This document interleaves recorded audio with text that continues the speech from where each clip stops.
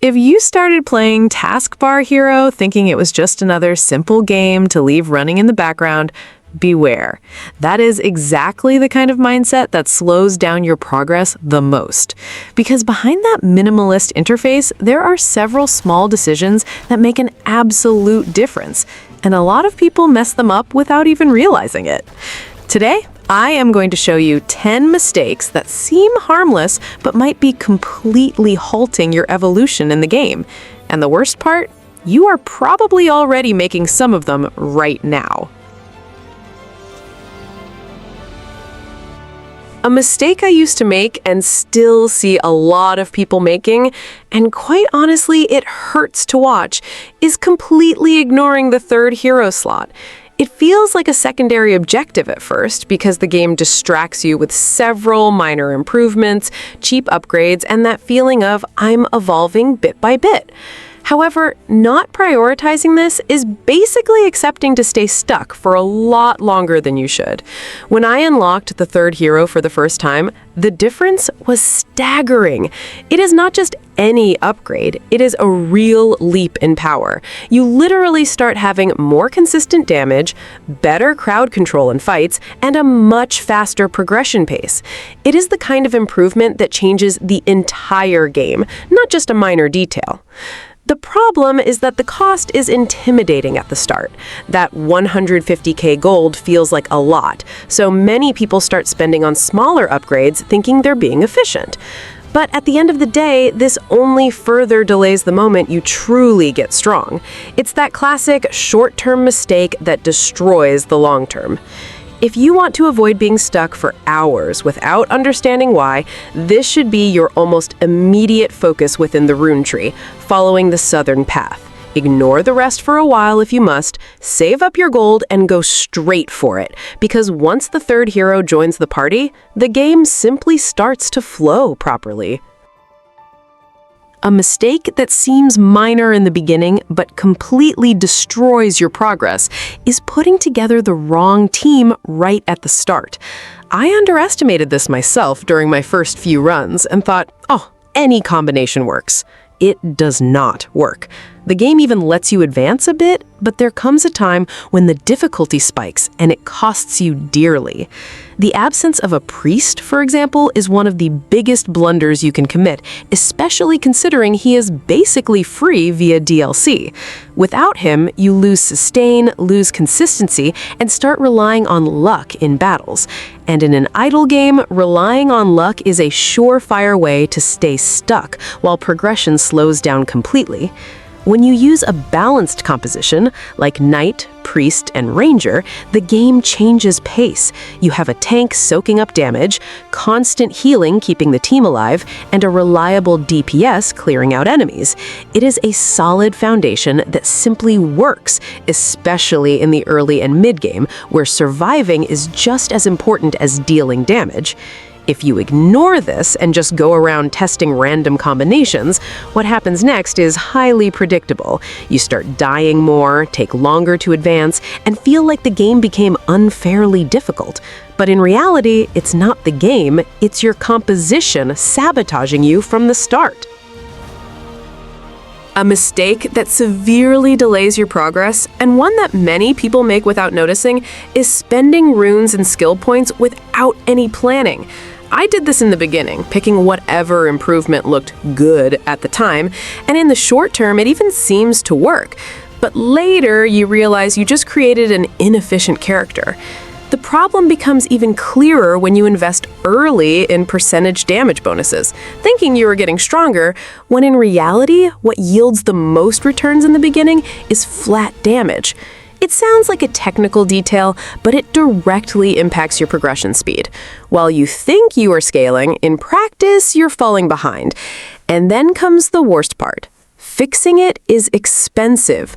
Resetting points is not a trivial task, and by the time you manage to adjust everything, you have already lost time, resources, and momentum. In an idle game, this weighs even heavier because every wrong decision compounds while the game runs. What truly works is having well-defined priorities for each class from early on.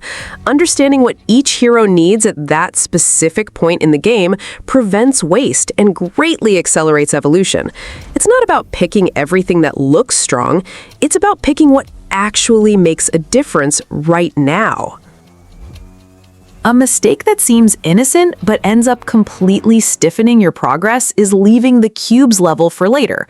Early in my playthrough, I also looked at it and thought, this isn't very urgent, I need to focus on the battles first. Except that while I was ignoring the cube, my team was using terrible equipment, and I had no idea how much that was hurting me. The truth is that the cube is not just a hidden menu, it is the central hub where you perform synthesis, alchemy, and crafting. When you leave it behind, you simply lock yourself out of better ways to equip your heroes. The result is a team that survives but does not perform, and starts losing easily to enemies that should already be destroyed. When I finally paused to level up the cube and unlock these mechanics, the game revealed a completely new layer. Suddenly, I could craft better items, synthesize materials, and turn junk into useful equipment. This completely changes your party's efficiency, especially when the stages start demanding higher stats and more consistency. If you want to avoid getting bogged down due to a lack of gear, treat the cube as an early priority. Do not let it gather dust while you try to force progress through sheer struggle. Investing in the cube from the start is literally investing in your team's maximum potential. A mistake that seems innocent, and I confess I fell for this one too, is thinking that leaving the game running offline is enough to progress well. It seems logical, right? You close the game, go do other things, and when you return, you have gold and experience accumulated. It feels like you are always evolving, but in reality, you're leaving an essential part of progression completely aside. The problem is that offline farming gives you gold and XP, but zero chests. And chests are the primary source of equipment and materials in Taskbar Hero. While your level goes up and your money increases, your gear remains the same, or worse, rapidly becomes obsolete. It's a false sense of evolution because you are richer, but you are not actually stronger. This becomes painfully obvious when you return to a difficult stage and simply cannot clear it. Your heroes are at the right level, you have gold to spare, but enemies destroy you because your equipment did not keep up. The gap between your actual power and what the stage requires only widens, and you stay stuck without understanding exactly where you went wrong. The solution is simple, but requires a bit of attention. Do short, active sessions every now and then. You don't need to stay glued for hours, but running the game actively to grab chests makes a massive difference in your flow of equipment and materials. It's the balance between letting the game do the work and getting your hands dirty to ensure your team is truly ready to advance. Another mistake I made in the beginning, and one that cost me a lot of time later, was spending gold on every tiny upgrade that popped up on the screen. See a +1 damage increase, buy it. See a low-level item in the shop, think it is a good deal, and buy it too. At the moment, it gives a nice feeling of progress, as if you were optimizing the team, but this is a trap that sucks away your money without leaving anything permanent. The problem is that these small upgrades and poor equipment age incredibly fast. 5 minutes later, you find a better chest or unlock a rune that renders that item completely obsolete. And the worst part? The spent gold does not come back. You end up with an inventory full of useless stuff and an empty bank account, unable to invest in what actually matters. When I stopped throwing money away on temporary things and started focusing on permanent runes, my view of the game completely changed. Unlocking party slots, securing auto-open chests, and increasing gold and XP gains are structural changes. They don't get old, they don't need to be replaced, and they continue to benefit you for the rest of the run. It is an investment that pays interest forever. The lesson here is simple. Hold back the urge to spend on small upgrades early on. It might feel like you're standing still, but you're actually building strength to make a real leap. Accumulate that gold. In the beginning, I thought it was a necessary luxury, that clicking manually was part of the experience. But the truth is that this becomes an absolute brake on your progress. You stop everything you are doing just to open dozens of chests one by one, and meanwhile, your team simply is not receiving the loot they need to stay strong. It's like leaving the mail sitting at the door when you need the letters to pay the bills. The same happens when you do not activate Auto-Retry. How many times have I checked back to see how the farming was going, only to discover the team had lost a stage half an hour ago and stayed frozen in time without trying again?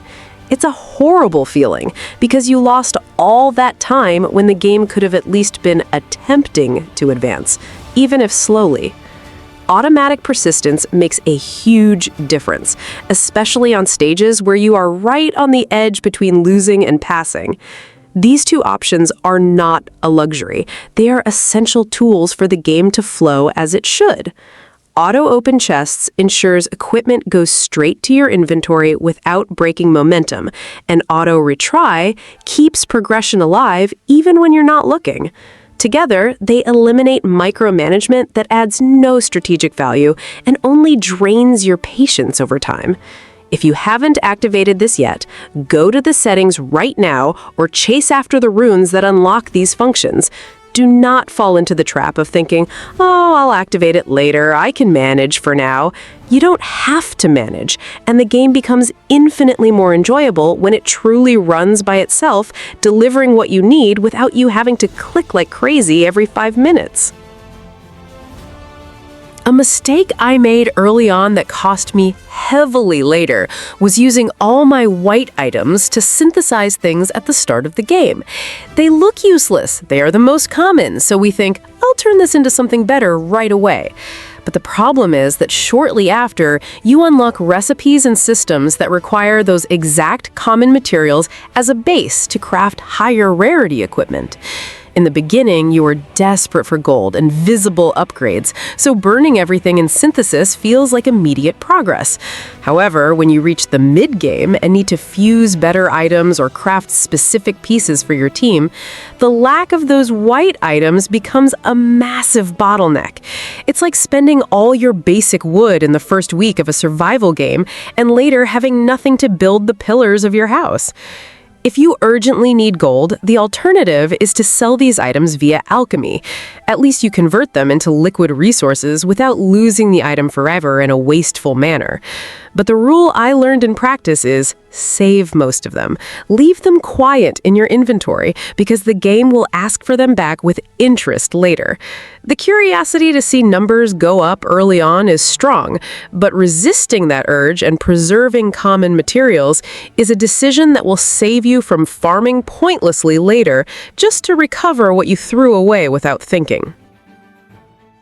You look at the screen, see the team dying over and over again, and think, oh, if I try a few more times, it will eventually pass. But it will not pass. You just end up wasting time, consuming resources, and creating a frustration the game does not deserve. What makes this even worse is not understanding how soul stones work. A lot of people are afraid to go back a stage, thinking they will lose progress or spend these resources stupidly. The reality is that the soul stone is only consumed when you beat the act. As long as you are losing, you're not actually spending anything except your patience. So keeping at it without the right gear or the necessary levels is literally throwing the towel against yourself. The tool that changes all of this is the portal. When you realize the boss is destroying you, use the portal to go back stages, farm gear, level up, and accumulate resources. The game is literally designed for this, for you to grow offline and online, and then return stronger. It is not a setback, it is preparation. It is the equivalent of training before the final fight, instead of arriving there bruised and hoping for a miracle.